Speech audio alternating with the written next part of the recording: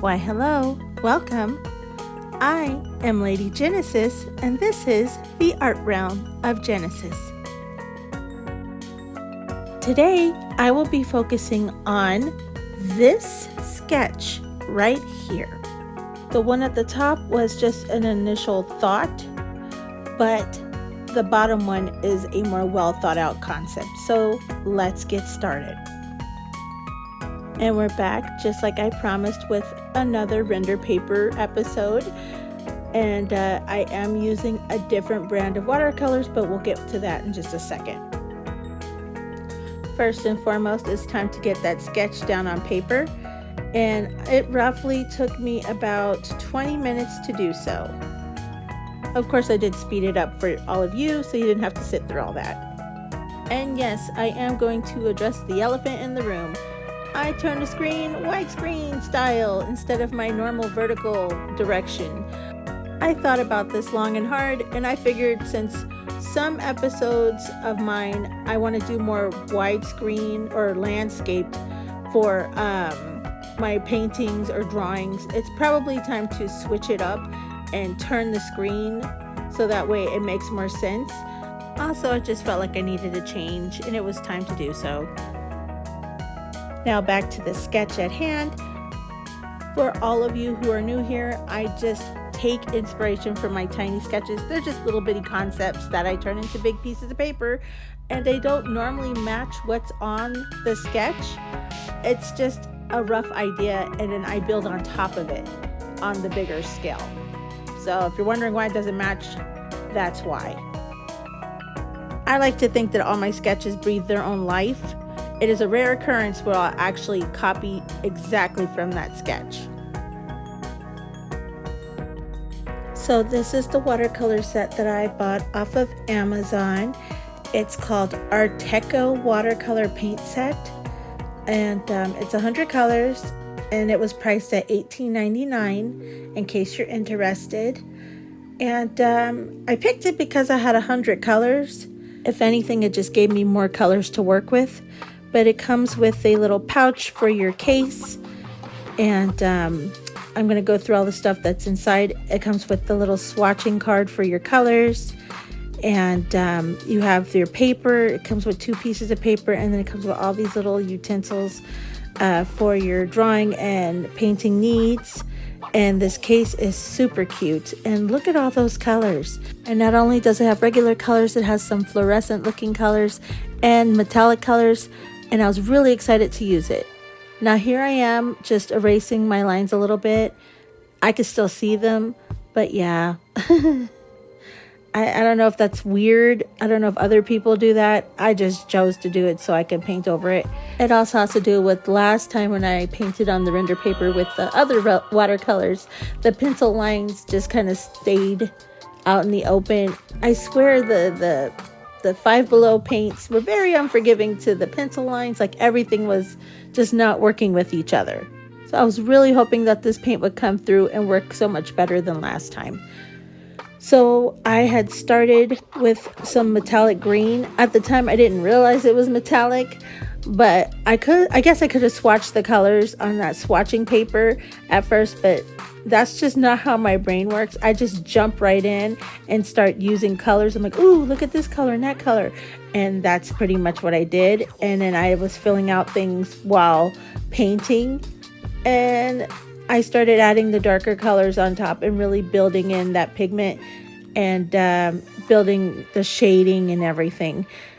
And it was quite fun to have mystery colors that I would have known what they were if I had just swatched the painting thing. But I didn't want to because I'm stubborn.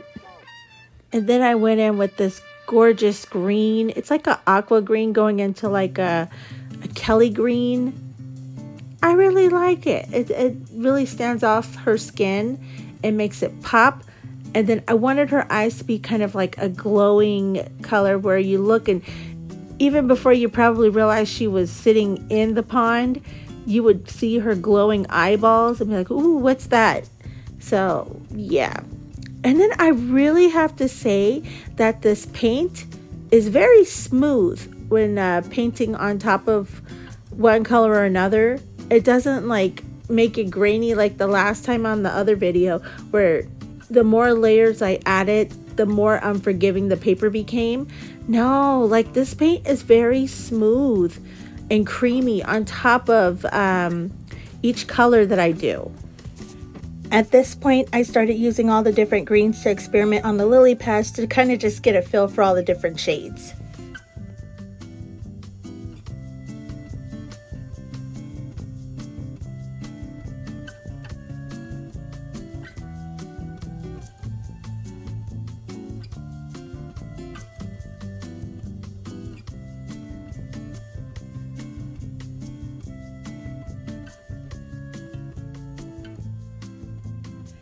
At this point, I added a little orange into her yellow eyes just to give it a little something extra.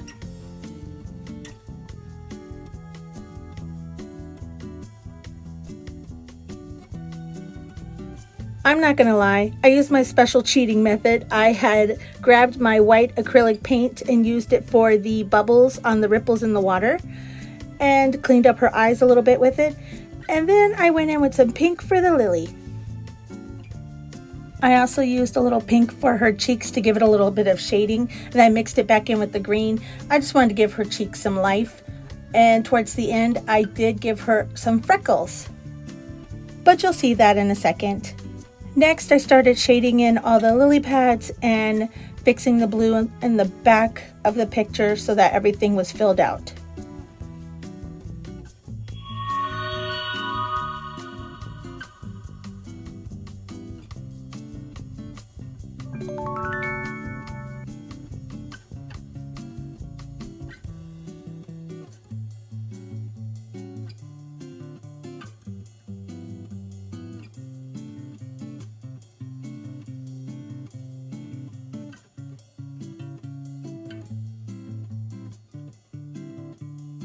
Well, here is the final and finished piece. Some lily pads and the lily pad sprite. I am very happy with the final piece and how it turned out. As usual, render paper. Look at that. Nothing has bled on the other side. That's why I love this paper. I would have to say that these watercolors are definitely a winner. They glide on a lot smoother. There is no real crazy texture like the last time I painted with watercolors with the leaf sheep mermaid. Like, I don't know if you guys can see.